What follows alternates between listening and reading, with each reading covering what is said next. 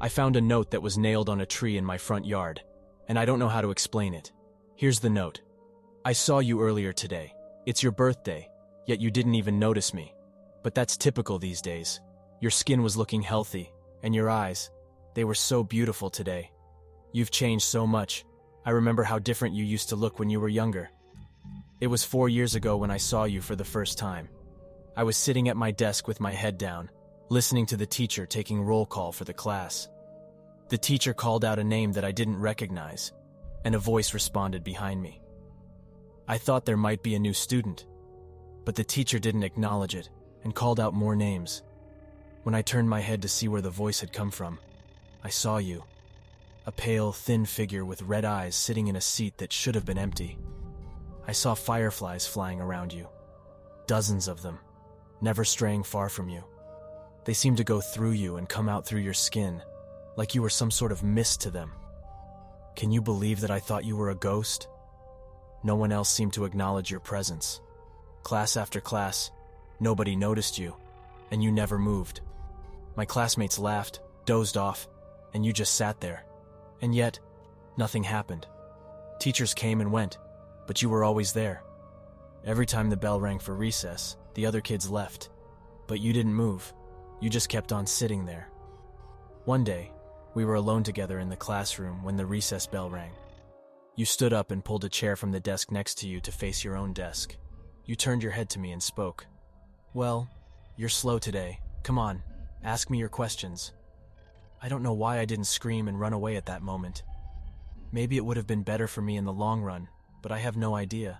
When I was younger, I often felt incredibly isolated, and I was willing to do just about anything to connect with someone, even if that meant taking risks.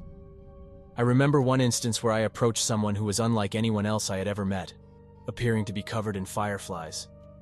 I asked what they were, and to my shock, they claimed not to know what they were or even who they were. They explained that they used to be a normal child, just like me, with friends, parents, and a happy life. Then, one day, they woke up covered in fireflies, and no one could remember them if they were not in their line of sight. They claimed that they had been alone for the last 3 years, with no one remembering them or their existence. At first, I didn't believe their story, and I thought I was on some kind of reality prank show. However, they continued detailing my own personal horror story about a haunted house, which I had never shared with anyone before. As I listened, my skin prickled with goosebumps, and I began to feel like something was seriously off about the situation.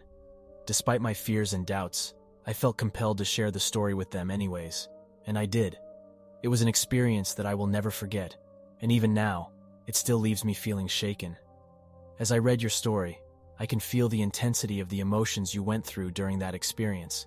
It's clear that you were feeling alone and desperate for a connection, and that meeting someone like the firefly-covered child made you go to great lengths to keep their memory alive and visible, even carving their name into your own skin. When the child saw what you had done, they seemed confused and almost annoyed that you would want to remember them. This must have been heartbreaking for you, as you were genuinely trying to connect with this person who seemed to exist in a world where no one remembered them. Then, when you heard the crash and saw the dark figure outside, you realized that it was the child who was trying to get your attention and speak with you. It's chilling to think about just how desperate they must have been for someone to remember them and acknowledge their existence. Overall, your story is incredibly powerful and haunting, and it's clear that it had a deep impact on you. If you were to write about this experience, some potential title options could be The Forgotten Child, Marked by Memory, or Alone in a Crowd. As you describe your ongoing relationship with the firefly-covered child, it's clear that you had formed a deep connection with them, despite the strange and unsettling circumstances surrounding their existence. You were willing to get past their difficulties with communication and social interaction, and you spent hours talking and getting to know them better. However, as time went on, you began to notice some worrying signs, such as the child's deteriorating physical appearance and the way they seemed to rub their eyes raw. Despite these warning signs, you continued to spend time with them, and it was during the winter that you had a shocking wake-up call that something was seriously wrong. You woke up one morning and didn't immediately notice the child's name on your arm, which was a regular part of your routine by that point. When you realized this, you felt a small alarm bell go off in your head, and you began to feel oddly content, as though something that had been weighing on your mind had disappeared. This is a chilling and unnerving experience, and some possible titles for this story could include The Disappearing Friend, Vanishing Act, or Forgotten Connections. Your continued attempts to understand the firefly-covered child's existence are both fascinating and unnerving to read about, especially as you delve deeper into the mystery of their identity and the nature of the fireflies. Despite the growing tension in your relationship and the terrifying risk of losing all memory of the child, you remain determined to uncover the truth. You spent long hours at the town library, poring over family trees and records in an attempt to find any clues that might help you uncover the mystery of the fireflies. It was an arduous process, made all the more challenging by the fact that many of the people who had been cursed by the fireflies were simply forgotten and unrecorded by history. Despite these setbacks, you and the child persisted in your quest for answers, comparing lists of names and focusing on those who had been forgotten by others. It's a fascinating glimpse into the obsessive and sometimes dangerous lengths we can go to in search of understanding and connection. Some potential title options for this story might include The Unremembered, Names in Flames, or In Pursuit of the Forgotten. We created a catalog of suspicious books. These were volumes that we believed could assist us in our quest, since they either dealt with or were composed by the people we sought. I worked my way through the books, cross-referencing each page with a list of names. In the meantime, you scoured the internet on the library's computers, hoping to discover articles about our targets. Eventually, our search led us to the first glimpse of what was actually happening. It was late and I was beginning to doze off when I heard you suck in a sharp breath. Curious, I turned to look at the screen. However, I saw nothing unusual. Just a snapshot of a clearing in the forest. But you had discovered something that changed everything. You raised a slip of paper upon which you had marked two names: Susie Appleby Reagan, age 13, Terry Appleby Reagan, age 12, brother and sister. For a moment, the paper and screen appeared side by side, and then I saw them, two shapes emerging from the woods, heading towards the camera. They were almost human-like, with limbs that stretched to impossible lengths. Their blank white skin resembled tree bark more than mammal flesh. A cloud of fireflies enveloped them. The shorter one appeared starved. His ribcage was visible, and around it, his tiny red eyes. The taller figure, with white hair, looked more like a corpse than a living person. Fireflies swarmed out of the sockets where his eyes should have been. Both lunged forward to capture the photographer. As I read the blog post accompanying the picture, I couldn't help but feel a sense of dread creeping up inside me. It was written by a hiker, 20 years after the last sighting of the two children. The picture remained a mystery to the photographer as well.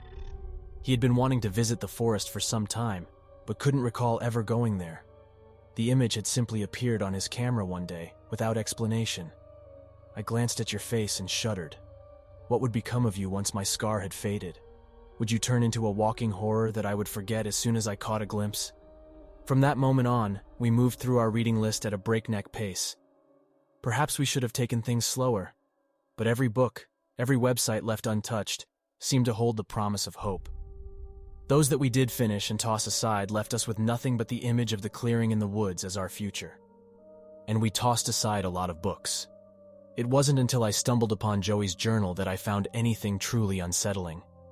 Joey was a diagnosed mental patient who claimed to be a serial killer.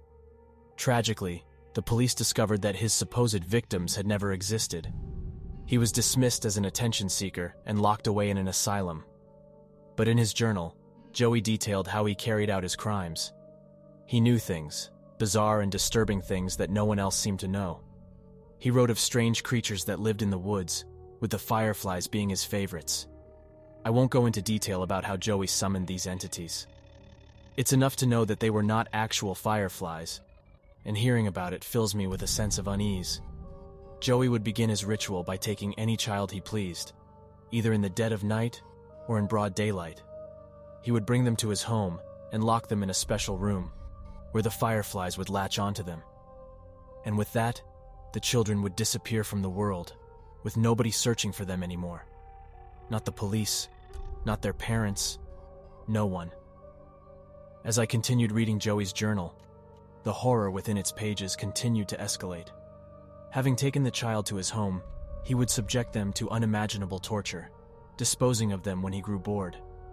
In the woods, he kept a large pit filled with the bodies of his victims, left to rot and decay. However, he grew tired of it all, and eventually turned himself into the police station. But even this did not stop him from his heinous acts. Using his knowledge of the flies, he modified them so they could survive without a host. When children came near, the flies would latch on and begin to warp their bodies into the creatures we had seen in the woods. Despite the horror he had caused, I couldn't help but focus on the journal's final page, where he had outlined how to get rid of the flies. When you looked at my face, I must have given myself away with my expression. I told you I hadn't found anything and swiftly closed the book. A few minutes passed and you powered down the computer. You picked up the last book and scanned through it yourself. When you reached the final page, you hurled it to the floor. I asked what we should do next, but you told me to go home. We'd discuss it in the morning. I rose from my chair and made my way down the aisles lined with books. As I reached the library clearing, I paused outside the entrance and waited for the sound of sniffling to subside. I crept back to our table, where you were quietly weeping with your face buried in your hands. I took a seat next to you and met your gaze as you looked up at me. You uttered regrets about our encounter and how I had ruined your life, expressing how much happier you were when you had nothing to lose. From your words, it was clear that talking to people was still a challenge for you. I recall our passionate kiss that night, how your hands grasped hold of my hair. I only wish we could have savored that moment longer. I'm sorry for the way I acted, but in that embrace, I couldn't resist the urge to catch a firefly without your knowledge. It cried out for some time until it fused with me, making me feel complete. Soon after that, all the fireflies gathered around me and left you behind. Looking at your expression of puzzlement was devastating. I never wanted to inflict that feeling again, and wanted you to realize the immense worth you have, knowing you are loved. At that point, I wasn't happy anyway. You reached out to me, but I pulled away, and the final glimpse of recognition in your eyes vanished. You were left staring at a stranger moving away from you and joining a crowd of strangers. That was a year ago, and since then you have blossomed and made many friends. Now there are numerous people at your birthday party, and you look so much healthier. However, I haven't been as fortunate. My skin has become ghostly white, and my eyes constantly ache. Unlike you, I couldn't attend school for those years. Despite this, I didn't waste my time and found Joey's pit. Inside, there were numerous bodies. I made sure to give them a proper burial, and now they finally have a place to rest. With the help of the money I earned, my mom could undergo her necessary surgery, and her face now radiates joy playing with my baby brother. Yesterday, while you were out with your friends laughing, I caught a glimpse of you with teary eyes.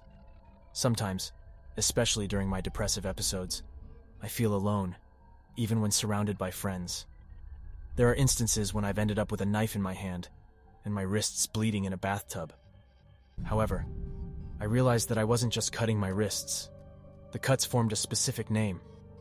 Yes, I've been etching a name onto my arm.